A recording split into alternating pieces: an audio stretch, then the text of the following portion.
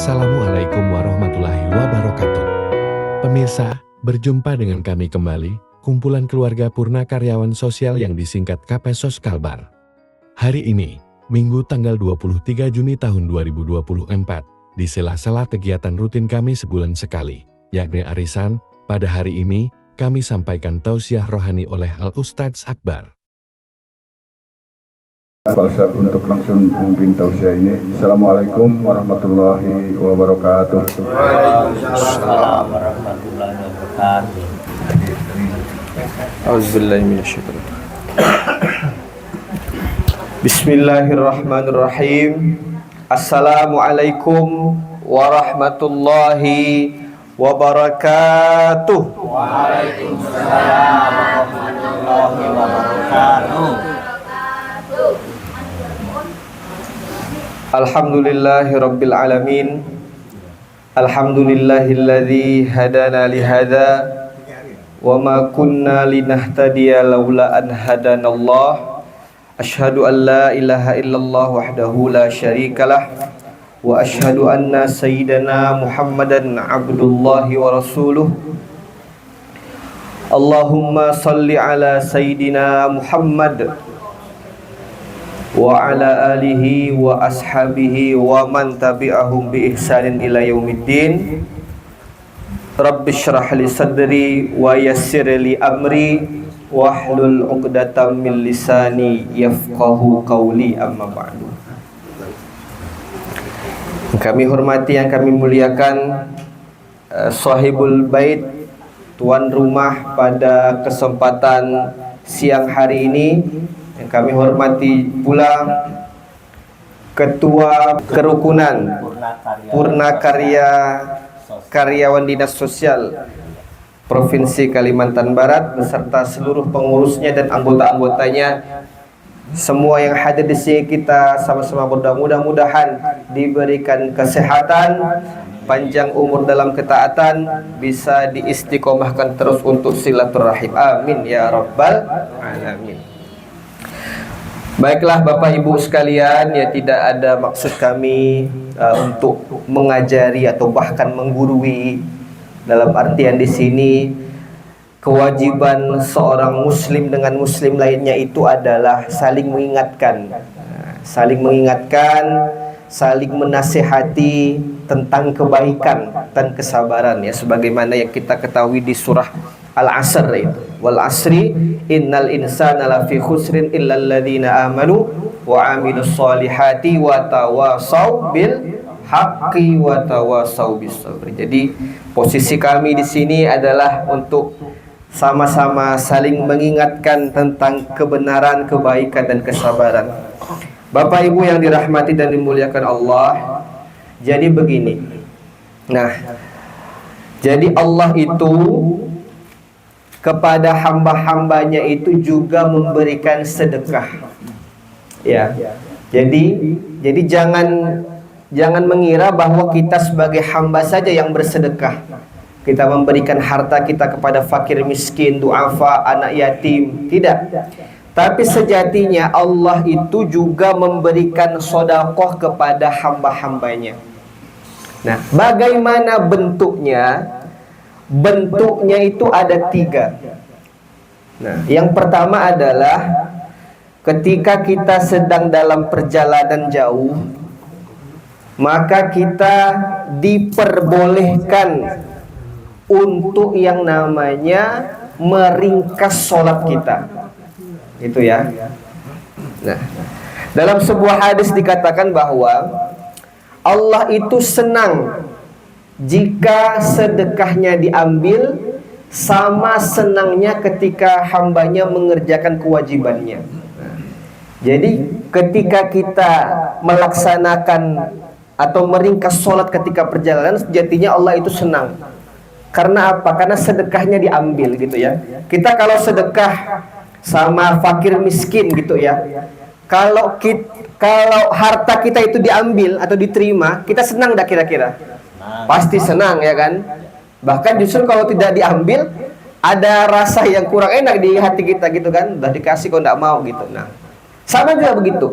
Jadi Allah itu ketika memberi keringanan ketika perjalanan, kemudian kita ringkas sholat, kemudian kita jamak. Nah itu juga salah satu sedekahnya dari Allah. Kemudian yang kedua adalah ketika kita berpuasa di bulan Ramadan. Sama juga ketika kita misalnya dalam perjalanan atau dalam keadaan kurang sehat, ada keringanan untuk tidak berpuasa. Nah, maka itu juga bentuk sedekah dari Allah kepada kita. Nah.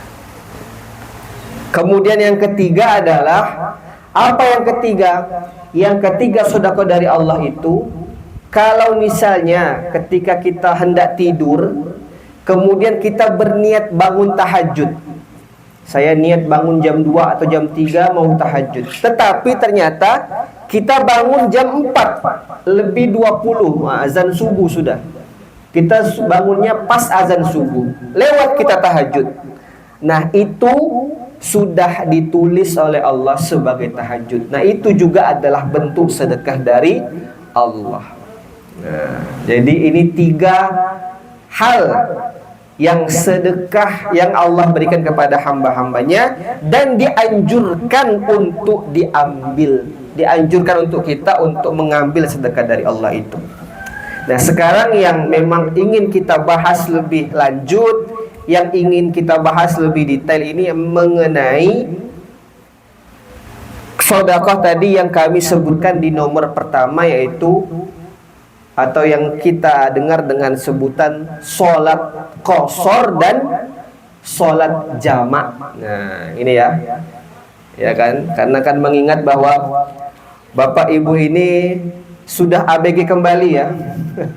Artinya sudah sering jalan-jalan gitu maksudnya kan, sudah tidak lagi cucu sudah ada, artinya anak-anak sudah besar, tidak lagi banyak kegiatan, artinya kan sering jalan-jalan lah bahasanya. Dan tentunya dalam perjalanan itu ya lumayan jauh-jauh ya, mungkin ya ada ke luar kota dan lain sebagainya. Nah tentunya mesti kita ada yang namanya meringkas sholat atau menjamak sholat. Nah tentunya kita harus mengetahui dulu bagaimana asal usulnya nih ya.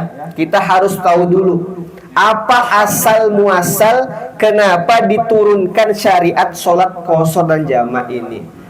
Apa dasarnya? Dasarnya itu ketika Rasulullah SAW ketika hendak melakukan perjalanan, beliau itu berserta rombongan ya, itu tidak bisa berhenti di sembarang tempat, Bapak Ibu sekalian. Kenapa?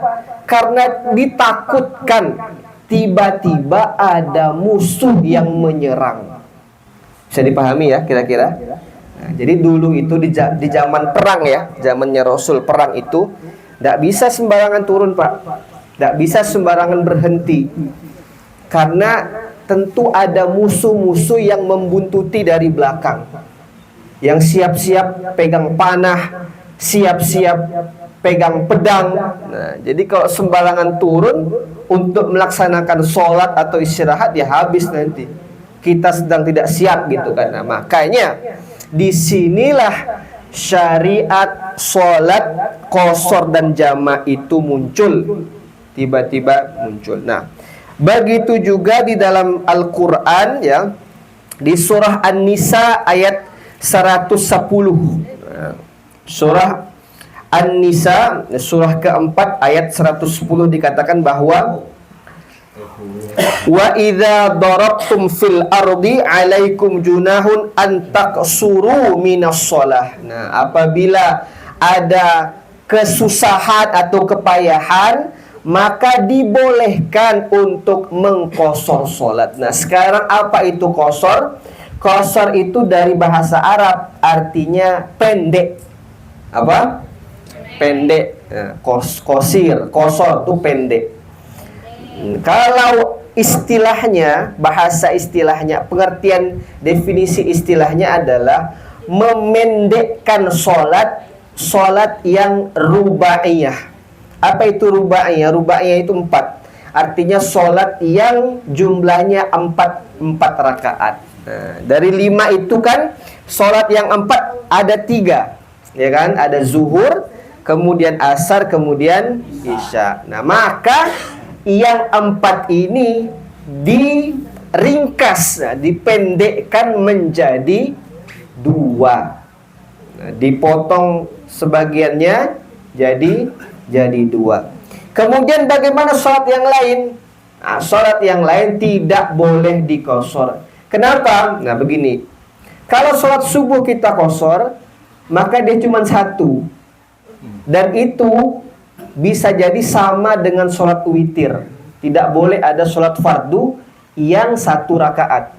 Nah, bisa-bisa sama dengan sholat witir, karena ganjil. Kemudian kenapa maghrib juga tidak boleh dikosor juga? Karena maghrib itu adalah witir di siang hari. Nah, gitu ya. Jadi maghrib itu perumpamannya witir di siang hari. Sholat ganjil di siang hari. Artinya di siang ini maksudnya ketika matahari masih ada ya. Karena maghrib itu kan waktunya ketika matahari belum terbenam sempurna gitu bahasanya. Nah, maka maghrib itu witirnya siang hari. Makanya tetap 3 dan tidak boleh dikosor seperti itu. Nah, kemudian tadi sudah kosor pengertian. Sekarang jamak. Nah, jamak ini pengertiannya adalah jamak ini mengumpulkan. Nah, jamak ini secara bahasa artinya mengumpulkan. Kalau secara istilah apa artinya? Istilah artinya adalah menggabungkan beberapa sholat di waktu-waktu tertentu. Nah, artinya ada memang yang boleh digabung dan ada yang tidak boleh. Apa yang boleh digabung? Yang boleh digabung itu zuhur dengan asar dan maghrib dengan isya. Jadi tidak boleh sembarangan.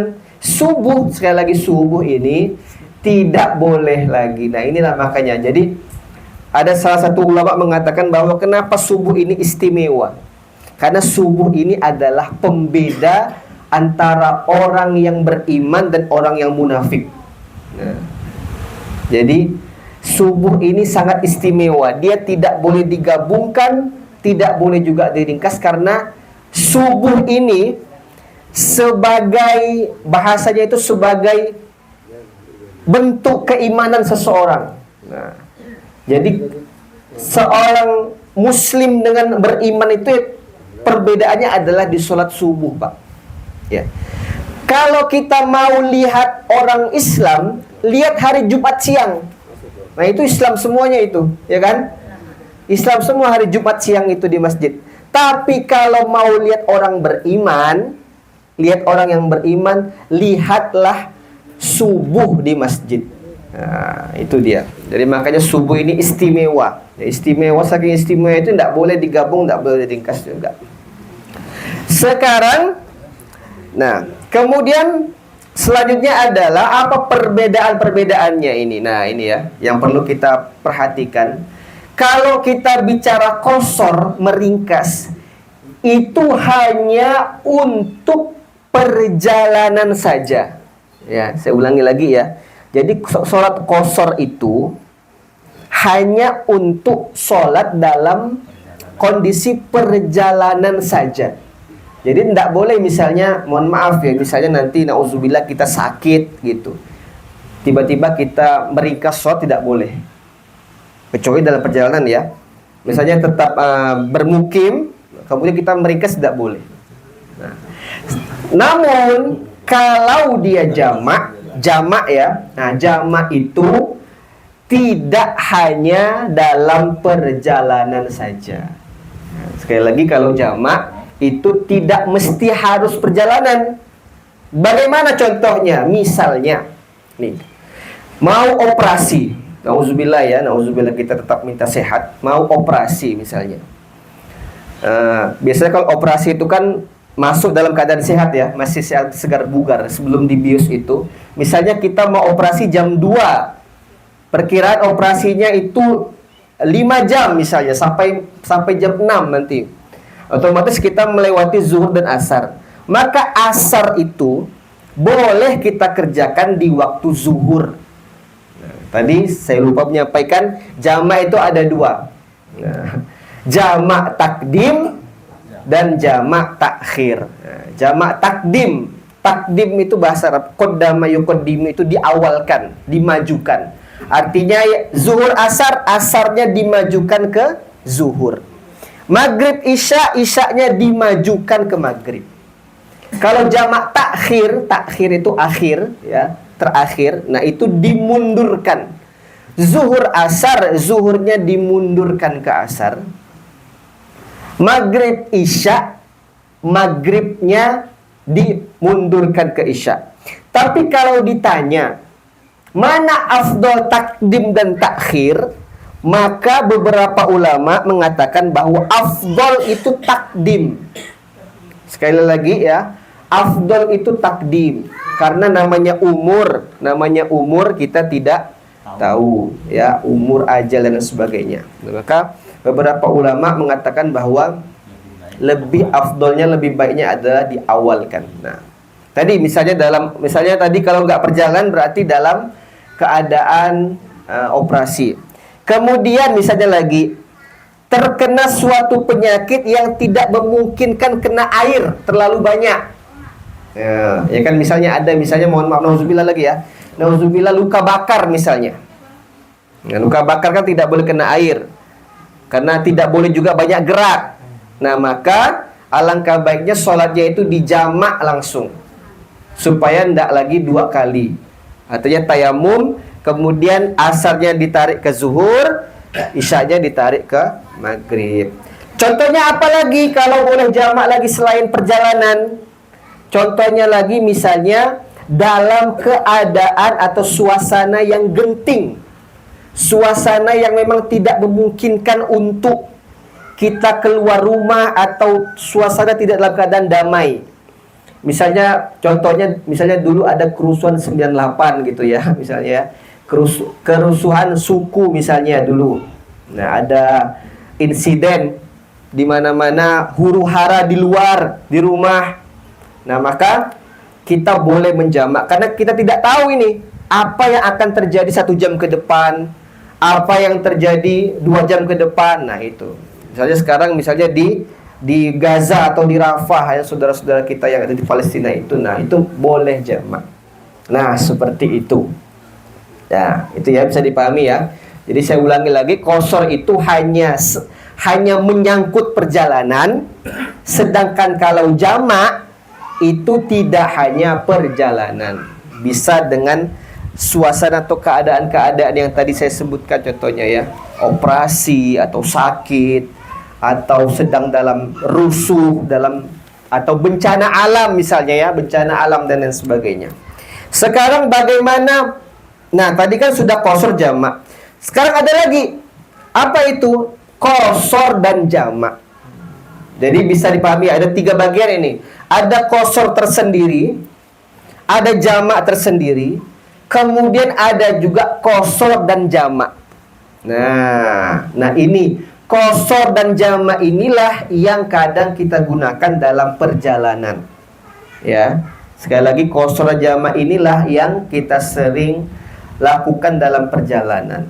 Kita langsung ambil contoh lah ya, misalnya ya, supaya tidak bingung. Misalnya kita dari Pontianak. Nah, tapi sebelumnya syarat-syarat dibolehkan qasar dan jamak.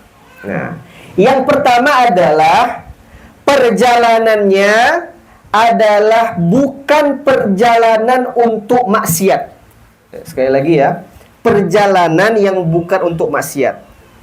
Maka perjalanannya ini adalah perjalanan yang sifatnya mubah, sunnah atau wajib. Ya. Bagaimana contohnya? Misalnya perjalanan dalam rangka silaturahim. Perjalanan silaturahim itu kan sunnah hukumnya. Kita mengunjungi guru atau mengunjungi kerabat, sanak famili. Perjalanan mubah itu apa? Perjalanan mubah itu yang sering kita lakukan, wisata. Kalau mau kita bahasa agamanya itu tadabbur alam. Ziarah wisata itu lebih, kalau mau lebih islami ya bahasanya kan. Kalau wisata itu kan umum. Ziarah atau tadabbur alam, ke pantai atau ke air terjun. Nah, itu kan kita mensyukuri nikmat Allah. Nah, itu perjalanan mubah. itu juga boleh. Perjalanan wajib misalnya, perjalanan wajib itu misalnya adalah pergi haji ya, wajib ya haji. Tadi kalau sudah juga umroh, atau misalnya kita mengobati seseorang dan yang bisa mengobati itu hanya kita. Ini orang tidak akan sembuh kalau tanpa pengobatan kita misalnya. Ya, itu wasilah kita. Tetap Allah yang menyembuhkan ya. Nah, itu pilihan wajib. Kita harus pergi. Nah. Perjalanan misalnya apalagi kalau sunnah itu termasuk juga melayat takziah kepada orang yang wafat dan lain sebagainya. Nah, itu di garis bawahi adalah perjalanan yang bukan untuk maksiat. Perjalanan untuk membeli sabu-sabu misalnya, nauzubillah ya. Tidak boleh. Perjalanan misalnya mau menemui seseorang yang mungkin bukan mahram kita, bukan suami kita, bukan istri kita juga, itu haram. Nah, tidak boleh juga. Nah, kemudian kita qasar, nah itu tidak boleh. Itu yang pertama. Yang kedua adalah jaraknya. Nah, ini jaraknya. Jarak dibolehkannya kita sholat qasar atau jamaah itu ada ketentuannya. Nah, sekarang begini ya, kesepakatan ulama itu mengatakan bahwa kita bicara jarak bukan waktu. Sekali lagi kita bicara jarak bukan waktu. Karena kalau kita bicara waktu, sekarang alat transportasi kian canggih, gitu kan ya. Tapi kita bicara jarak di sini. Jaraknya itu adalah 2 marhalah atau 4 farsakh atau 4 burut. Nah, atau kalau kita kilometerkan itu, kalau kita bulatkan itu 84 kilometer perjalanan. 84 kilometer.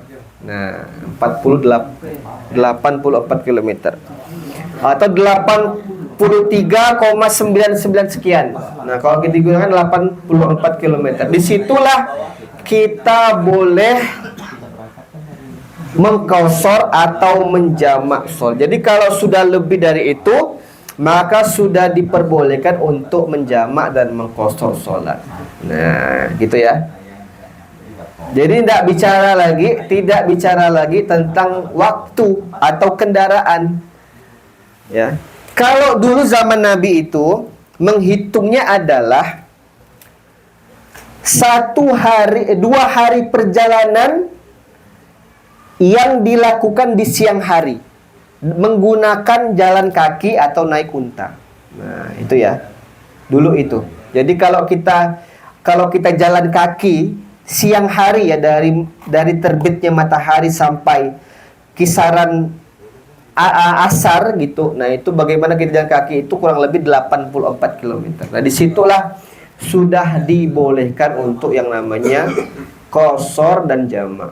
Kemudian yang ketiga, di awal perjalanan kita sudah berniat untuk melaksanakan qasar dan jamak. Sekali lagi ya, jadi di awal itu ketika kita berangkat minimal kita sudah meletakkan di hati kita ini, oh nanti saya zuhur, asarnya di jamak qasar. Seperti itu ya. Nah, karena kan kita pasti udah tahu ya, misalnya kita mau ke Sanggau. Nah, itu ya, mau ke Sanggau itu kan berangkat dari jam 9 atau jam 10 lah misalnya. Nah, berarti nanti kita akan lewati waktu zuhur, kemudian kita lewati waktu asar. Nah, itu kita sudah berniat untuk sholat qasar dan jamak. Itu ya. Kira-kira bisa dipahami Bapak Ibu sekalian ya? Nah, itu kurang lebih. Jadi itulah sebab-sebabnya mengapa atau hal-hal yang menyebabkan kita untuk melaksanakan sholat qasar dan jamak. Ada kriterianya. Ya. Kemudian bagaimana pelaksanaannya? Nah, bagaimana pelaksanaannya adalah tadi yang kami sampaikan tadi, afdal mana antara takdim dan takhir? Maka afdal adalah takdim, diawalkan, dimajukan. Sekarang begini, misalnya ini saya langsung ke masalah saja lah ya, biar kita ringkas jelas gitu. Bolehkah misalnya sudah masuk waktu zuhur sedangkan kita masih di perjalanan. Nah, ini ya. Jadi sholat qasar jamaah itu syaratnya tadi, itu kita masih di jalan.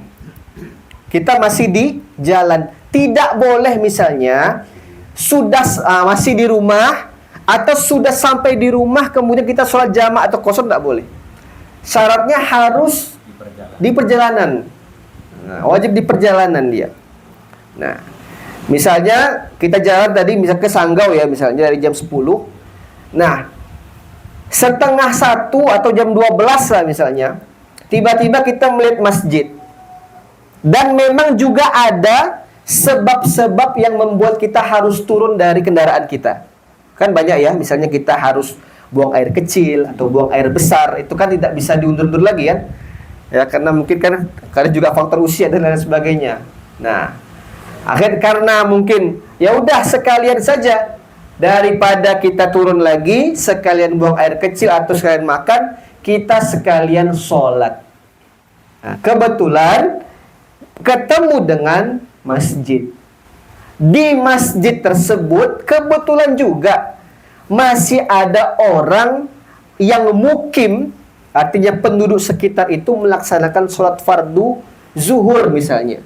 Nah, maka bagaimana baiknya? Baiknya adalah kita tetap melaksanakan sholat zuhur mengikuti imam.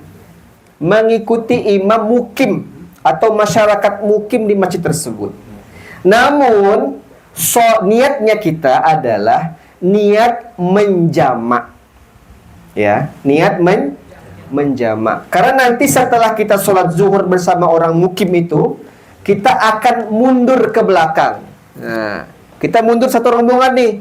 Ayo kita mundur menunjuk satu orang imam untuk melanjutkan sholat jamak qasar takdim, yaitu sholat asar. Nah, seperti itu. Nah, sebanyak 2 rakaat. Tadi kan jamak qasar namanya. Jadi kita mundur. Jadi jangan sampai juga, karena juga dalam satu riwayat dikatakan, ini ikhtilaf ya, bahwa tidak boleh ada 2 takbir dalam satu masjid. 2 takbir dan 2 niat dalam satu masjid itu tidak boleh. Artinya jangan pula kita orang yang mukim itu sholat fardu zuhur, kita juga buat jamaah lain juga. Nah itu, jangan sampai seperti itu. Nah, tapi kita tetap ikut mereka untuk sholat fardu, kita sekat 4 juga, 4 juga, tapi tidak qasar, hanya jamak. Kemudian kita keluar lagi, membuat barisan baru di belakang untuk melaksanakan jamak takhir, jamak takdim qasar, yaitu sholat asar, seperti itu. Nah, barulah selesai 2 rakaat itu dengan 1 kali salam ya. Nah, sudah selesai. Akhirnya itu sudah kita merasa plong, artinya tidak lagi kita tidak harus tidak punya hutang lagi lah bahasanya. Kita bisa melanjutkan perjalanan, melanjutkan perjalanan kita seperti itu. Nah, begitu itu ya. Sama juga dengan maghrib.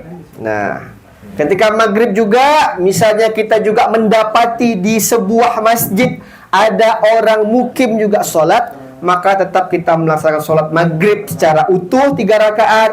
Kemudian kita mundur untuk melaksanakan sholat jamak takdim isya. Nah, sekali lagi itu ya. Nah, yang mau kita garis bawahi adalah sekali lagi bahwa sholat jamak dan qasar ini hanya dilakukan ketika dalam perjalanan saja. Ya, tidak boleh ketika belum berangkat atau sudah sampai kemudian melaksanakan sholat jamak. Kemudian Bapak Ibu sekalian, jarak antara sholat satu dengan yang lainnya, misalnya kita mau tadi kan kita zuhur kemudian ke asar, itu jaraknya adalah jangan sampai melebihi sholat 2 rakaat. Artinya kita tidak boleh banyak melakukan aktivitas. Kita keluar dulu, ngopi dulu, mungkin buang air dulu, enggak.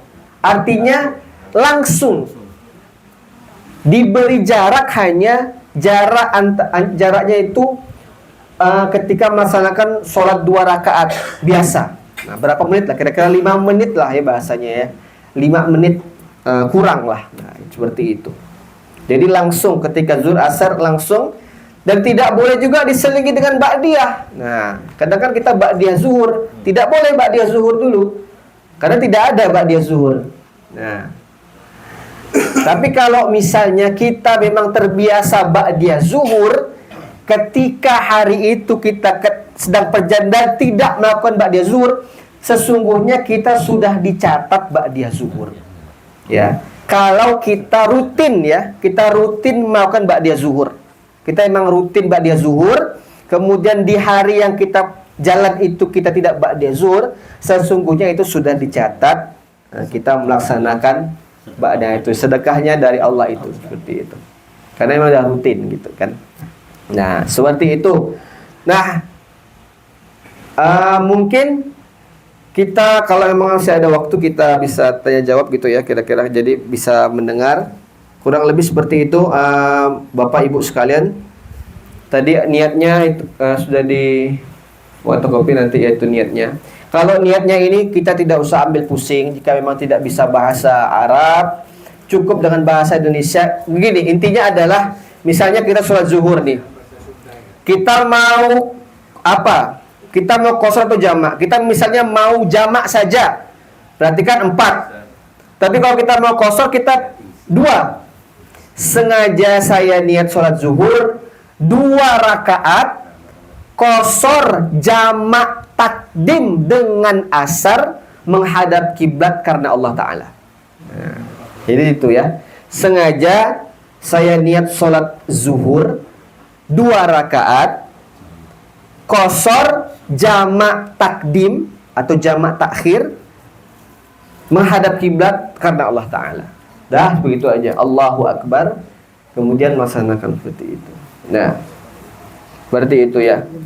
Nah, itu juga misalnya juga berlaku ketika dalam perjalanan di pesawat ya, misalnya karena misalnya umroh atau haji yang atau keluar negeri yang jauh, tidak mesti harus menghadap kiblat.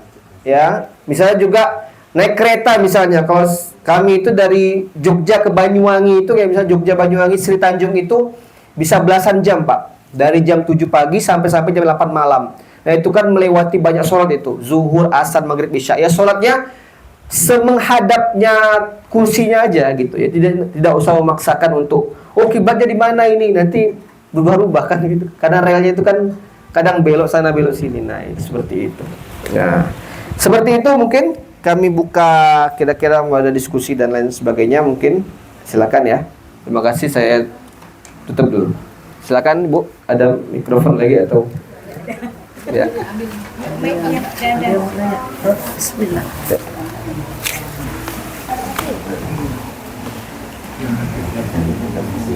Terima kasih Pak Ustadz. Assalamualaikum warahmatullahi wabarakatuh.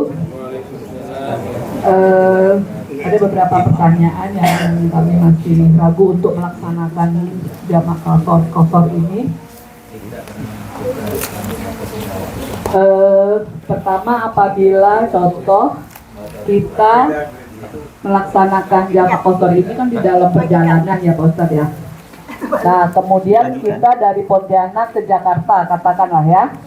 Nah, diperkirakan sih sampai Jakarta kita masih bisa melaksanakan sholat asar. Kita berangkat sebelum zuhur misalnya gitu kan, tapi belum dapatkan zuhurnya kan. Nah, kita zuhurnya tuh di atas maksudnya kita terbang itu sebelum zuhur.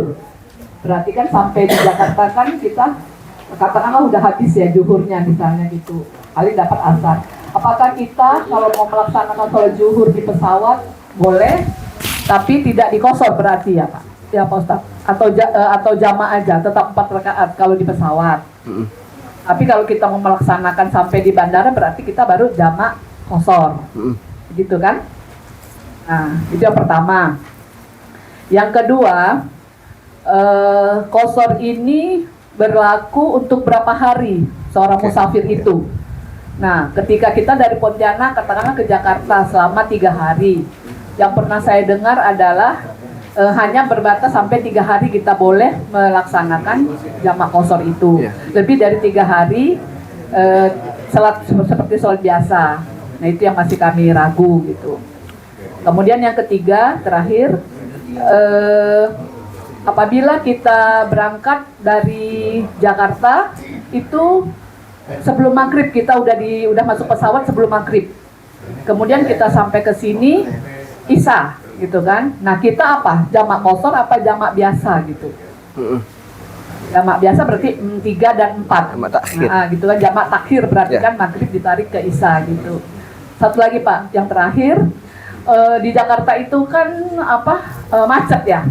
Nah, ketika kita pulang kerja, kita udah asar. Kita udah asar katakanlah di kantor kita udah asar. Kemudian kita naik kereta, maghrib tetap di kereta karena macet, katakanlah kan kereta juga ada macet tuh, kereta, bis, segala macam itu bisa macet.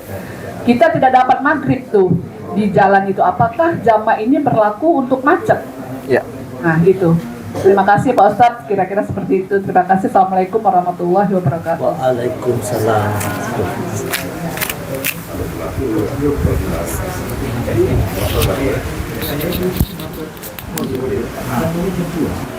Baik, terima kasih Bu. Saya izin jawab ya. Jadi Bapak-bapak Ibu sekalian, sholat jamak dan qashar ini kita niatkan jika kita ini dalam perjalanan dan batasnya itu adalah 4 hari. Para jumhur ulama 4 hari. Kalau 4 hari ini kita akan berpindah kembali. Lain ceritanya begini misalnya. Ketika seseorang berniat mau menetap lama di kota tersebut. Contohnya misalnya kuliah atau memang pindah tugas kerja selama 3 bulan atau 6 bulan misalnya. Maka di hari sampainya dia di kota tersebut, dia sudah dihukumi sholat seorang mukim. Nah, misalnya Bapak misalnya dipindah tugaskan atau kuliah lah misalnya ya, misalnya kuliah ke Mesir gitu ya. Nah, kita bukan orang Mesir, kita kuliah di Mesir. Sampainya kita di Mesir itu, kita menginjak kaki di Mesir, kita sudah dihukumi sholat seorang mukim, karena kita tidak akan pergi lagi dalam jangka waktu 4 hari ke depan. Lain misalnya kita pindah-pindah misalnya kan, misalnya kalau Lebaran itu kan kita silaturahim, misalnya hari pertama kita ke Jakarta, kemudian besoknya kita di Surabaya, kemudian kita di Jember. Nah itu kan beda lagi. Nah itu kita sholat jamak dan qashar. Itu jadi tadi batasnya adalah 4 hari. Jadi selama lebih, kalau 4 hari misalnya 4 hari masih di situ, maka hari ke-5-nya sholat sebagaimana orang mukim. Seperti itu. Jadi subuh, zuhur, ya. Kalau dia pergi lagi, maka dia kembali lagi jamak dan qashar, seperti itu. Nah, kemudian jadi tadi yang kami sampaikan adalah sebab-sebab terjadinya jamak dan qashar itu adalah kejadian-kejadian yang sifatnya insidentil. Artinya di luar kehendak manusia. Ya. Contohnya misalnya tadi macet. Kita kan nggak bisa mengatur lalu lintas ya. Kita nggak bisa mengatur lalu lintas atau membuka jalan gitu untuk biar kita cepat. Nah, maka ini juga boleh sebabnya tadi. Lain misalnya kalau rapat. Nah, rapat, pesta pernikahan, hajatan. Nah, itu tidak boleh kita jamak dan qashar. Kita misalnya pengantin gitu misalnya, kemudian kita karena takut make up saya ini luntur, kemudian dijamak, itu tidak ada ceritanya ya. Nah, tapi karena memang kita tahu bahwa ini misalkan kalau di Jakarta itu macet ya, dan memang tidak ada kesempatan untuk melaksanakan sholat ya, kita bisa untuk melaksanakan jamak. Nah seperti itu kira-kira. Kemudian tadi yang kita di pesawat, kemudian kita sampai di waktu isya tadi itu, misalnya kita kan ada ya penerbangan yang jam 5:30 itu ya, 5:30 itu kan berarti sampai di Pontianak itu kadang jam 7 sekian ya, 7 lewat, dan itu sudah azan isya. Maka ya kita jamak takhir artinya. Jamak takhir artinya kita salat Isya kemudian kita lanjut dengan maghrib 3 rakaat. Nah, seperti itu. Isya dulu. Isya dulu 2 rakaat, kemudian nanti di akhir kita bisa melaksanakan sholat maghrib sebanyak 3 rakaat gitu. Mungkin itu bisa membantu menjawab, mudah-mudahan. Ya, sama-sama. Mungkin ada pertanyaan ya, silakan Pak. Menyambung yang pertanyaan yang dari Ibu Eni tadi, Bu Eni, saya ini misalnya ke Jawa lebih dari 4 hari, tapi di depan saya ada masjid. Setiap hari saya mendengar azan. Apakah saya juga harus tetap sholat jamak kasarnya di rumah, atau saya mendahulukan yang ikut masjid berjamaah? Oke. Itu sering kita alami, iya kan Pak? Oke. Nah, pertanyaannya adalah tadi bagaimana misalnya kita pergi ke suatu tempat, suatu daerah, dan memang masjid itu di dekat kita, kita mendengarkan azan, kita mendengarkan qomat, dan kita bisa untuk melaksanakan sholat secara orang mukim. Nah, bahwa memang kita ini sebenarnya diperbolehkan untuk tidak mengambil rukhsah itu. Sebenarnya kita boleh tidak mengambil. Nah, kalau misalnya kita memungkinkan untuk sholatnya orang mukim, karena kita merasa oh sudah tenang nih. Sudah tenang ini artinya ya sudah sampai, badan sudah tidak lelah lagi, tidak capek lagi, maka boleh kita melaksanakan sholat orang mukim. Nah, boleh kita melaksanakan sholat orang mukim. Apalagi kalau sudah masjid di dekat kita, azan terdengar, kalau kita nggak sholat nggak enak gitu kan, ya kan? Nah, maka tetap boleh kita melaksanakan sholat orang yang mukim gitu, seperti itu Pak. Kan kita kembali kepada awal syariatnya ya. Kenapa disyariatkan? Karena memang dalam keadaan terdesak. Ya, tapi karena memang kalau kita kaitkan dengan suasana pada hari ini, kita hidup aman, tentram, damai, masjid di mana-mana, tidak ada perang, tidak ada cuaca pun tidak juga buruk, nah, maka tidak apa-apa kalau kita melaksanakan sholat secara orang mukim seperti itu. Kira-kira itu yang kira-kira Bapak Ibu sekalian sudah ya.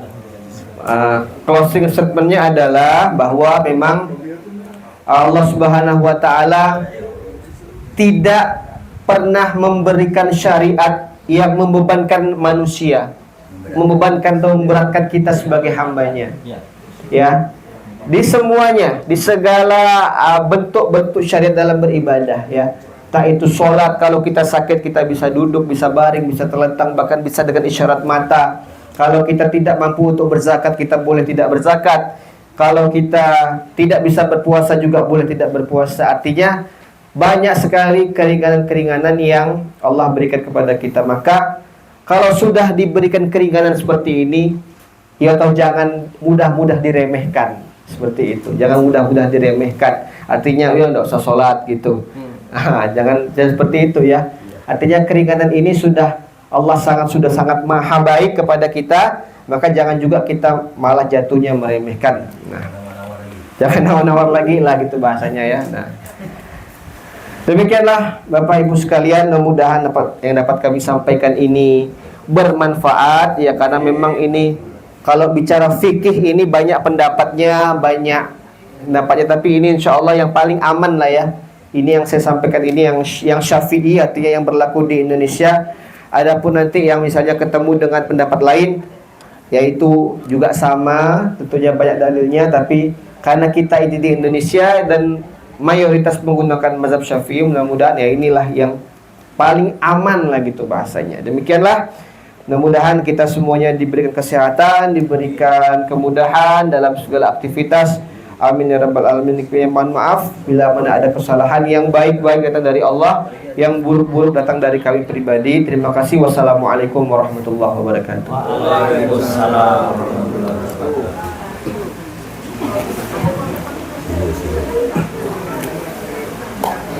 Terima kasih para Pak Ustaz Akbar yang telah memberikan tausiahnya. Mudah-mudahan apa yang diberikan tausiah Pak Akbar ini bisa sangat bermanfaat bagi kita. Maklum juga mungkin yang dulunya belajar ngaji mungkin cuma asal-asalan Pak Ustadz. Jadi kita mengakui aja lah orang tua ini kebanyakan yang udah kerja mungkin sekarang juga udah pada lupa lagi. Jadi terima kasih Pak Ustadz. Mungkin saya tapi koreksi aja sedikit Pak Ustadz tadi yang mewajibkan jamak qashar itu mungkin surat An-Nisa. Kalau saya nggak salah itu surat An-Nisa, bukan surat An-Nisa 110 tapi 101 Ustadz ya. 101. Kalau nggak salah gitu tadi Pak Ustadz bilang 110, mohon dikoreksi juga Pak Ustadz.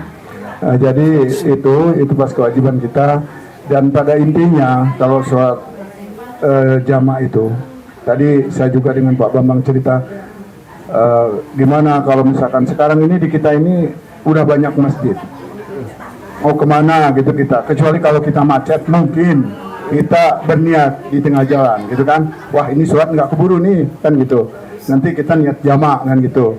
Tapi yang harus diperhatikan benar waktu sholat jamak itu terasa, mungkin bapak-bapak yang udah merasa melaksanakan ibadah haji atau umroh itu mungkin salah satunya kita di situ tayamum, kita di situ harus baca ya kita jamak dulu gitu kan. Jadi mungkin ini masukan juga buat bapak-bapak, mudah-mudahan apa-apa yang telah diberikan beliau tadi bisa jadi manfaat ke kita dan belajar lagi. Makanya kalau kita udah tua ini ya sekarang ini kan banyak YouTube gitu kan, bisa diterjemahkan sendiri-sendiri, tapi harus nanya juga dengan Pak Ustadz gitu, jangan bergurunya dengan YouTube gitu ya. Jadi mungkin itu aja. Terima kasih sekali lagi Pak Ustadz atas tausiahnya. Mungkin untuk menutup acara ini sekalian juga kepada Pak Ustadz dimohon membacakan doa sekalian untuk acara ini. Sekian, assalamualaikum warahmatullahi wabarakatuh.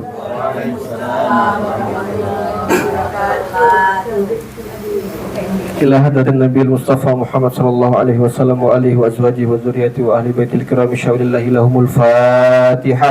أعوذ بالله من الشيطان الرجيم. بسم الله الرحمن الرحيم. الحمد لله رب العالمين الرحمن الرحيم مالك يوم الدين. إياك نعبد وإياك نستعين. اهدنا الصراط المستقيم صراط الذين أنعمت عليهم غير المغضوب عليهم ولا الضالين. أعوذ بالله من الشيطان الرجيم. بسم الله الرحمن الرحيم. اللهم صل على سيدنا محمد وسلم رضي الله تبارك وتعالى عن كل صحابة رسول الله أجمعين والحمد لله رب العالمين. حمدا شاكرين حمدا ناعمين حمدا يوفي نعمه ويكافئ مزيده. يا ربنا لك الحمد لك الشكر كما ينبغي لجلال وجهك الكريم وعظيم سلطانك. اللهم أنت ربنا لا إله إلا أنت خلقتنا ونحن عبادك ونحن على أهلك ووعدك ما استطعنا. آمين. نعوذ بك من شر ما صنعنا نبوء لك بنعمتك علينا ونبوء لك بذنوبنا فاغفر لنا فإنه لا يغفر الذنوب إلا أنت لا إله إلا أنت سبحانك إنا كنا من الظالمين. ربنا ظلمنا أنفسنا وإن لم تغفر لنا وترحمنا لنكونن من الخاسرين. اللهم إنا نسألك سلامة في الدين وعافية في الجسد وزيادة في العلم وبركة في الرزق وتوبة قبل الموت ورحمة عند الموت ومغفرة بعد الموت. اللهم هون علينا في سكرات الموت والنجاة من النار والعفو عند الحساب. اللهم اغفر لنا ذنوبنا وذنوب والدينا وارحمهم كما ربونا صغارا ولجميع المسلمين والمسلمات والمؤمنين والمؤمنات الأحياء منهم والأموات إنك سميع قريب مجيب الدعوات يا قاضي الحاجات. ربنا أوزئنا أن نشكر نعمتك التي أنعمت علينا وعلى والدينا وأن نعمل صالحا ترضاه وأدخلنا برحمتك في عبادك الصالحين. ربنا تقبل منا إنك أنت السميع العليم وتب علينا إنك أنت التواب الرحيم. ربنا آتنا في الدنيا حسنة وفي الآخرة حسنة وقنا عذاب النار. سبحان ربك رب العزة عما يصفون والسلام على المرسلين والحمد لله رب العالمين. اللهم صل على سيدنا محمد. Demikian pemirsa, tausiah dan arisan perkumpulan Kapesos Kalbar pada hari ini. Wabillahi taufik wal hidayah. Wassalamualaikum warahmatullahi wabarakatuh.